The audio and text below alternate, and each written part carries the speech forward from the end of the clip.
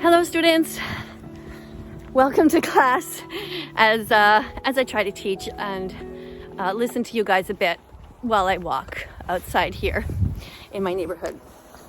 I want to address some of you who wrote to me about your neighbors and how you are feeling a bit bewildered and frustrated that they are not becoming vegan even though they know the information.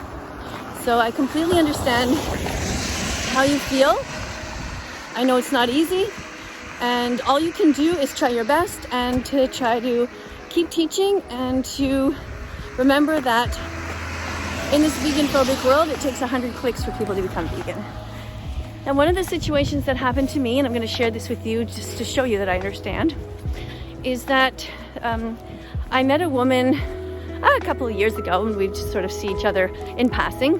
And recently, when she was with her dog, she mentioned that she felt really bad for the animals in the Ukraine right now and how they are being abandoned, and she said she would really like to try to adopt a dog there. And I said to her, well, that's great that you care about animals. She said, yeah, I really do. And I said, well, are you still eating them? And there was, of course, a pause, as there always is. And she said, yeah. And I said, well, do you think it might be a good idea for you to start, if you care about animals, to start by stopping to eat them here, right here in Canada, 3 times a day? And she said, well, I like the taste of meat. And I said, okay, but the animals like their lives. And don't you think that maybe that would be a better place to start? And she said, well, I don't know. And she said, I'd rather adopt a dog. And I said to her, you'd rather adopt a dog because that is something you can parade around in the streets and say, I adopted this dog. I saved this dog from so much harm. I saved this dog from being murdered. And all your neighbors will say, oh, that's so great. What a wonderful person you are. Because people do not look beyond the shallow. They do not look beyond what is presented to them at what's really going on. And when I challenged this neighbor and I said, I'd like you to watch what's going on in the meat, dairy, and egg industries. I'm going to send you a little link to a video. And she said, okay. And it was the video called don'twatch.org, and it is only about 6 minutes long. And she said she would see it and let me know what she thinks. So a few weeks went by or something like that, and I texted her back and I said, hey, how did you feel about the video? And she said, well, it's terrible what they do to the animals. It's absolutely horrible. She had no idea that the baby boy chicks were being ground up alive at 1 day old.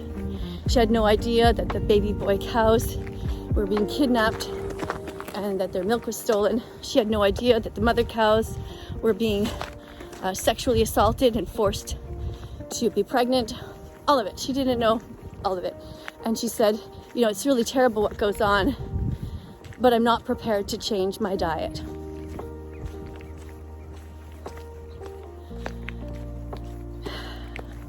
So of course, as animal rights activists, we immediately think, how crazy is that? How insane is that? We're not actually asking them to change their diet. We're asking them to stop exploiting animals.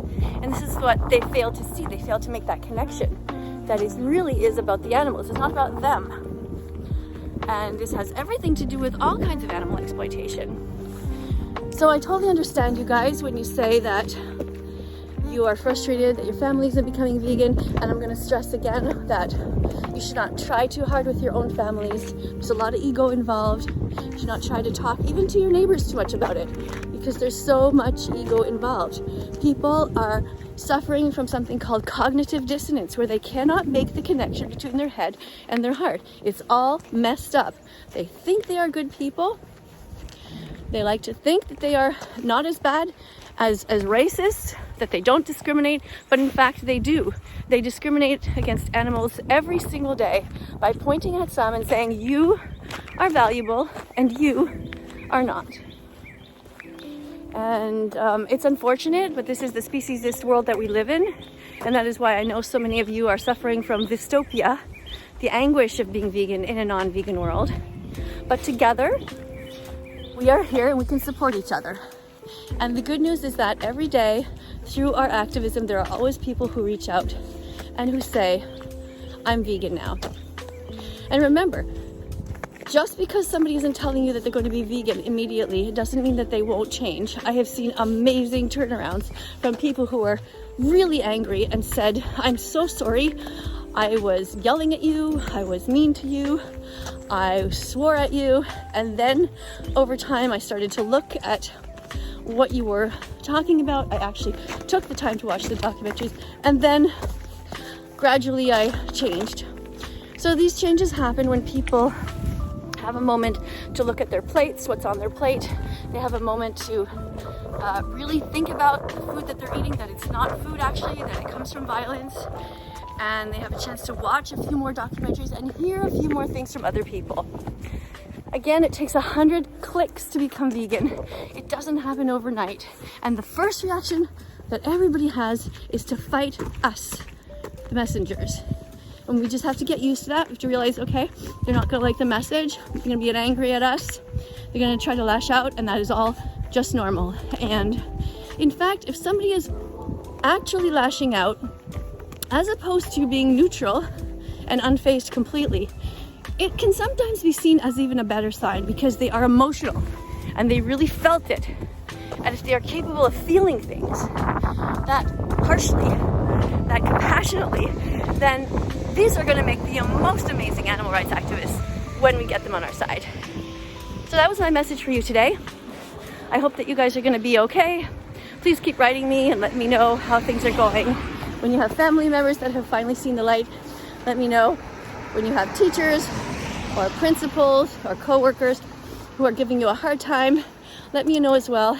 And always remember that I am here thinking about you, and I hold you right here next to my heart. I know that you are trying your best. I know that you are a good person, and never, never quit. No matter what they try to do to twist their words and to manipulate you, you know that you're on the right side of history.